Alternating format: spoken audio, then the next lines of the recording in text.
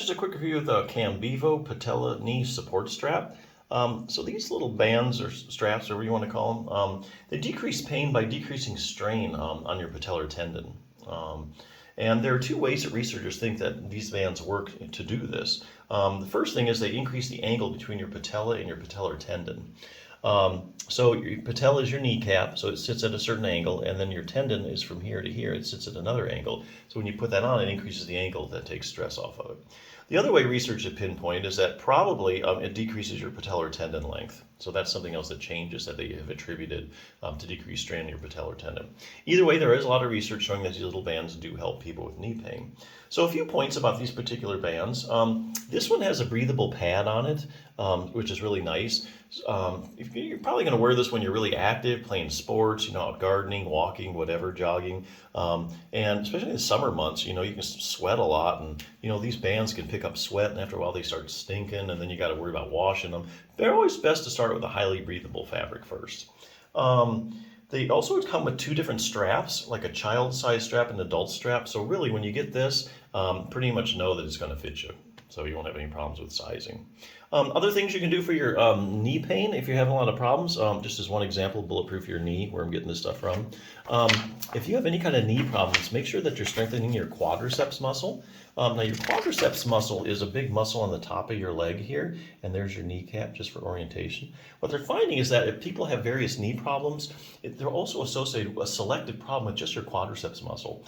So for instance, if you have torn your anterior cruciate ligament, your ACL, and they test all the muscles around your knee, they find basically your quadriceps get hit the hardest. ACL, anterior cruciate ligament. So here again, this one study found if you ruptured it, a 25 to 30% decrease in quad strength. And it's remember, this is a big stabilizing muscle. Posterior cruciate ligament, medial collateral ligament, all those, when researchers take people with those problems and they test their muscles, they find the quadricep muscles are really weak. If you have a lot of knee swelling, and even if you don't have a lot of knee swelling, this study demonstrated that even if you have as little as 20 milliliters of fluid in your knee, which is just over a tablespoon, it's enough to decrease the strength of your quadriceps muscle. So if you have any kind of chronic swelling in your knee, probably taking its toll on your quadriceps muscle. Knee pain in the quadriceps, just having knee pain alone. People with knee pain actually had a 14% decrease in quad strength. This is amazing. Here's a good one, knee arthritis in the quadriceps. So a lot of research on the quadriceps and knee arthritis. There's a lot of studies showing that people with knee arthritis have weak quads.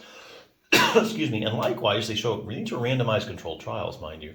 You take people with knee arthritis, you strengthen just their quads, their knee pain starts to go away. Likewise, they also are showing that when people with the strongest quads have less progression of their knee arthritis. So if you keep your quads strong, you actually can maybe interrupt some of this pathological knee arthritis that's going on in your knee. Real interesting. Patellofemoral pain syndrome, the list just goes on and on. So definitely, if you have any kind of knee pain or knee problems, do at least one exercise to strengthen your quads. Fine-tune control over your knee. Here they're talking about the hip muscles. Sometimes there is you have knee pain. The problem isn't with your knee at all. It's up here at the hip. Okay, so here they're talking about the hip abductors in particular. Classic case is iliotibial band syndrome. Lots of studies out there showing that people with iliotibial band syndrome has really weak hip abductors because it does things like helps keep your pelvis level if it's strong, brings your leg out to the side. And there actually are randomized controlled trials here again, showing that if you take people with iliotibial band syndrome and you strengthen their hip abductors, then the iliotibial band syndrome goes away. So it's just kind of crazy. Optimize knee flexibility. So we all know you need to have a very flexible knee. Your knee bends and straightens. What a lot of people don't know, however, is that your knee actually rotates. Okay.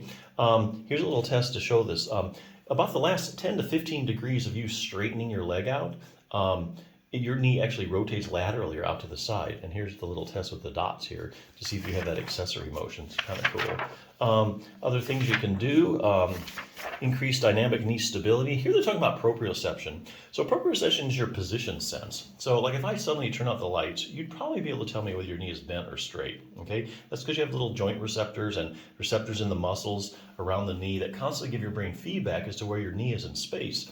And so what researchers are doing is they're going on looking at the proprioception of people with various knee problems, and they find that it's really not what it should be, and you can actually correct that with exercises. So other places to go. But yeah, these little bands, they really work. So research behind those as well. So definitely check them out.